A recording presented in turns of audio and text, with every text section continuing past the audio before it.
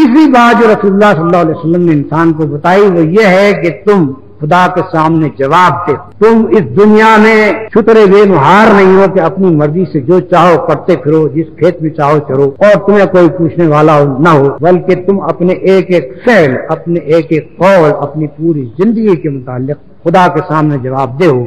مرنے کے بعد تم کو اٹھنا پڑے گا اور اپنے اعمال کی جواب دہی کرنی پڑے گی. یہ ایک ایسی طاقت تھی اخلاقی کہ گویا ایک ایک انسان کے ضمیر میں ایک پولیس مین بٹھا دیا کہ جو اس کو خود روکتا ہے برائی کرنے.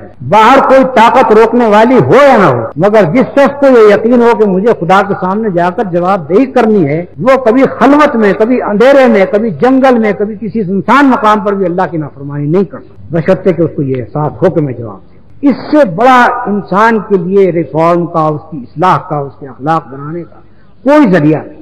دوسرے جتنے بھی ذرائع سے آپ اخلاق بنانے کی فکر کریں گے ان میں بڑی سے بڑی چیز اگر کہی جا سکتی ہے تو وہ یہ ہے کہ honesty is the best policy.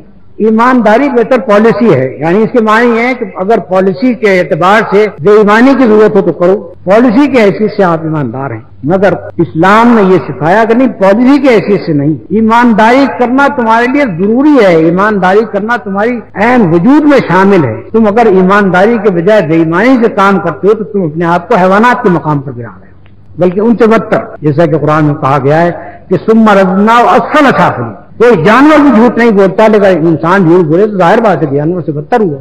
تو اس طرح سے رسول اللہ صلی اللہ علیہ وسلم نے انسان کو علم دیا جس سے وہ صحیح راستے پر چلے، اور اخلاق کے لیے ایک ایسی بنیاد دی کہ جو کبھی متزلزل ہونے والی نہیں ہے، جو اس بات کی محتاج نہیں ہے کہ کوئی حکومت موجود ہو، کوئی پولیس موجود ہو، کوئی عدالت موجود ہو پکڑنے والی اور سزا دینے والی، تب آپ سیدھے راستے پر چلیں گے، ورنہ مجرم ہوں گے آپ. اگر کوئی دیکھنے والا نہیں ہے تو چوری کر ڈالو، قتل کر ڈالو. یہ بات اسلام نے پختہ اور بنیادی طور پر ایسے اخلاقی اصول دیے جو کسی حالت میں بدلنے والے ہیں.